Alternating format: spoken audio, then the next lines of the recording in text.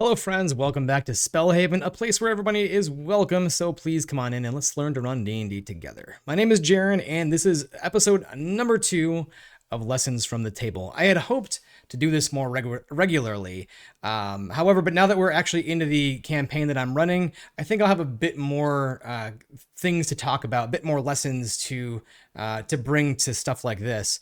I want to talk about today 3 things that I have done that I think have been major successes in my most recent campaign. We just started. We're now in the 4th session this Sunday, and I want to talk about 3 things that I've done that I think have been major hits with the players. Feel free to use these or not. It's up to you, but I think they've been really well. They've worked really well for my campaign. First one, number 1, bonus hit points at first level. So typically at first level, you get your classes max HP plus your Constitution modifier, usually landing you somewhere between, I don't know, 10 to maybe 14 hit points. It's the kind of situation where maybe you'd get one shot at first level. Combat is very risky. As the DM, you have to be really careful about what you throw at players. It's very possible they could just straight up die. Level 1 is by far the deadliest level. Players don't have a lot of magic healing. They typically don't have healing potions even. They're broke. They don't even have the money to get healing potions. Unless you specifically set it up to where whoever is giving them their first quest might send them on their way with a couple of basic healing potions, but usually that's not the case. I decided with this campaign, I want to try something different. I want to alleviate that a little bit. I want to allow players to have the feeling of taking more risks as possible. And so I said, okay, let's try something. Just at level 1, you get your regular hit points, plus roll an additional hit die for extra hit points. They're not rolling 2 hit die at level 2. It's just the same all the way through. It's just adding in that extra one at first level. I think my intention was that they would be able to feel like they could take more risks, that they weren't getting one shot by goblins at first level.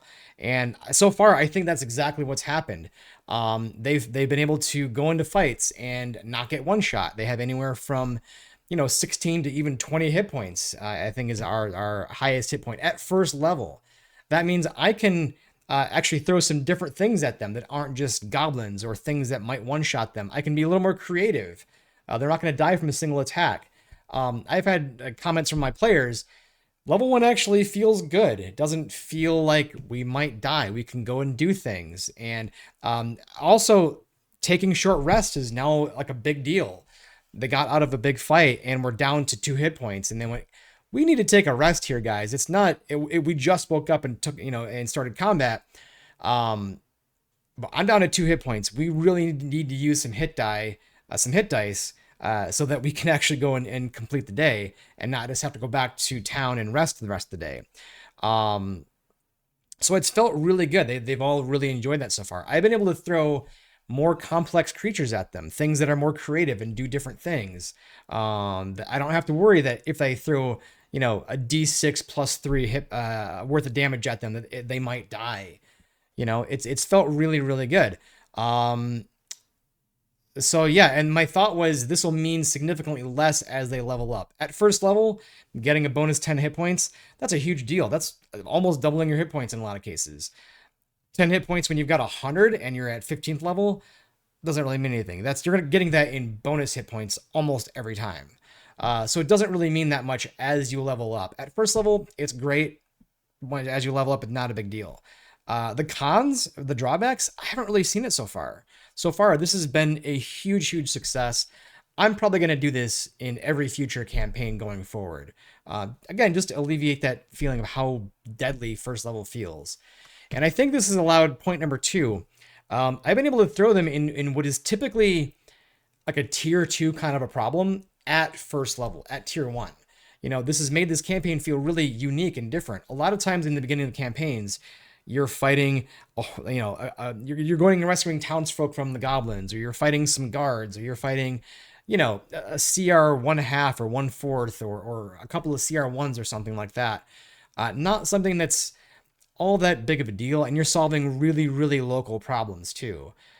Instead, what we do with this campaign is I started them off in the middle of a murder mystery, implicating at least one of the characters, and said, great, figure out how to absolve yourself, figure out what these things are that committed this horrendous murder on the High Speaker of Elturel, Thavius Krieg.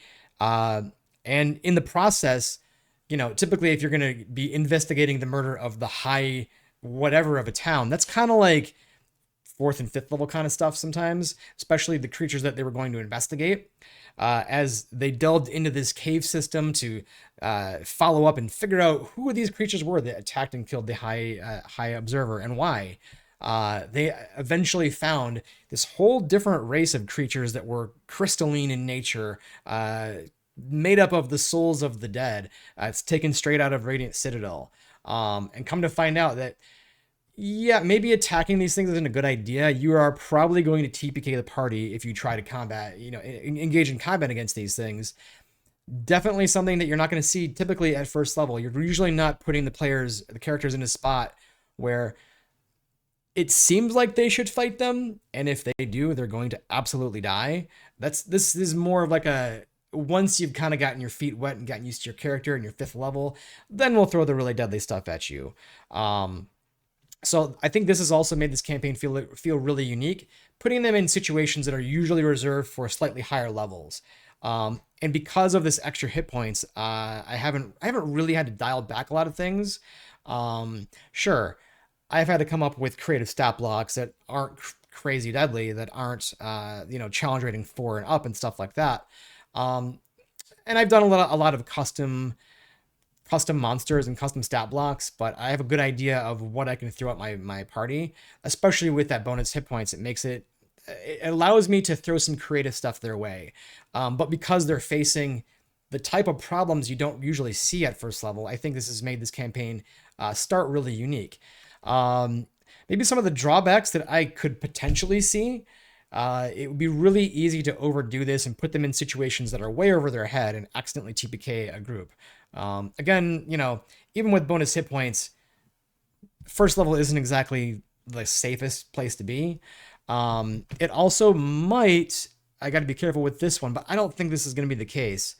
It might potentially make future quests feel less of a big deal if I'm not able to keep this up. I don't think that's going to happen. Even with quests not being of the same tier or higher, I don't need to continue this linear intensity of quests. But that's just something on my mind.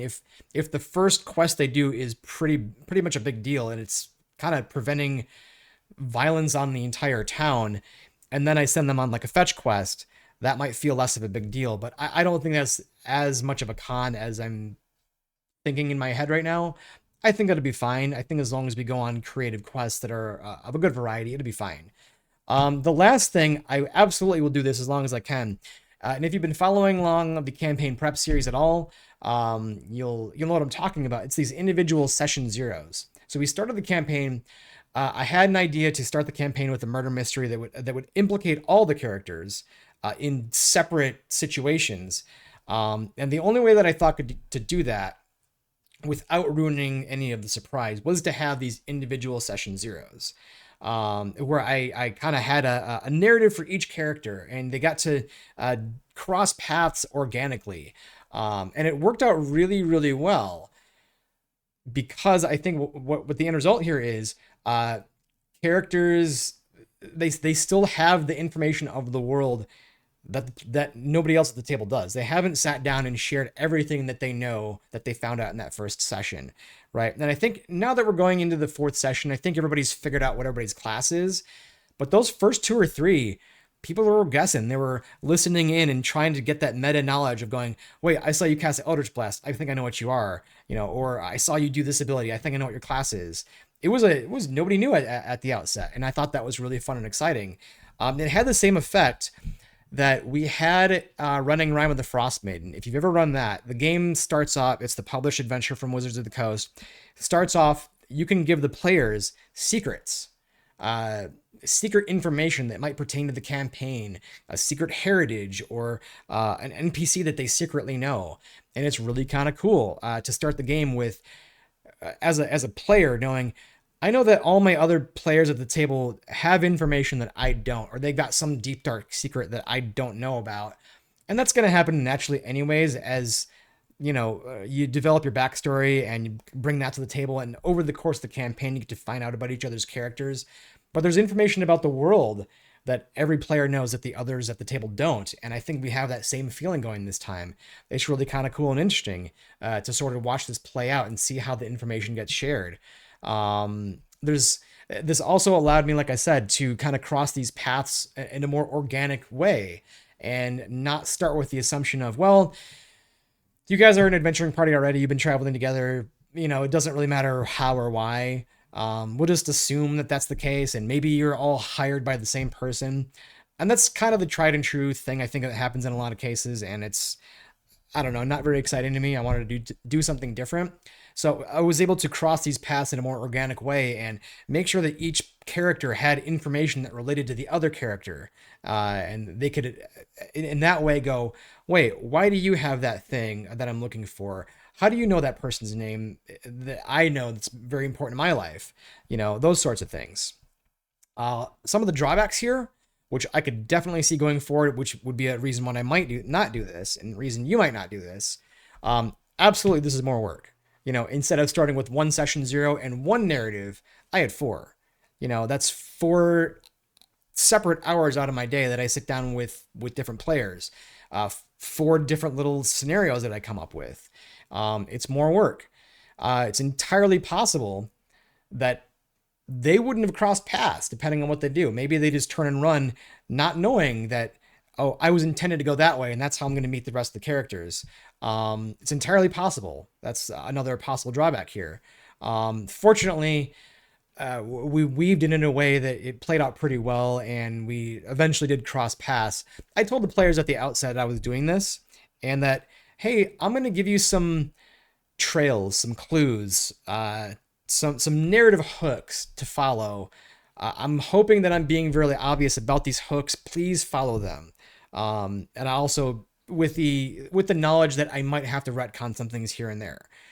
So there is some buy-in from the players for sure. It's I think this is probably the biggest reason I wouldn't do this is if I had more players, it's absolutely kind of less doable. I'll say, with more players at the table. I wouldn't want to do this with 6, for example. I'm fortunate that I only had 4. The more players you have, the more complicated this gets. The more time out of your schedule, the more chance that 6 separate characters don't cross paths. With 4, it's doable. 3 would be totally doable. But 3 is a little bit short for a D&D table anyways. But I think this worked really well here. Just as a possibility that it could very much go off the rails, and then you're retconning a bunch of stuff and, continuing into your first session until the players eventually cross paths. It's a lot of potential for it to go kind of awry. But the upside, I think, was definitely there. And in this specific case, really paid off. So to recap, number 1, we started bonus hit points at first level, made players less squishy, able to take some risks. That was a huge success. We gave tier 1 players some tier 2 problems, made the campaign feel really unique and different, put them in some situations you don't normally see at first level. And then lastly, we had our individual session 0s, which gave characters knowledge of the world and scenarios that the other characters at the table don't have, gave them this feeling of having this secretive knowledge. These 3 things worked out really well for me. Give them a try at your table and let me know how they go. Thank you for watching, and I hope to have more of these lessons from the table in this series going forward.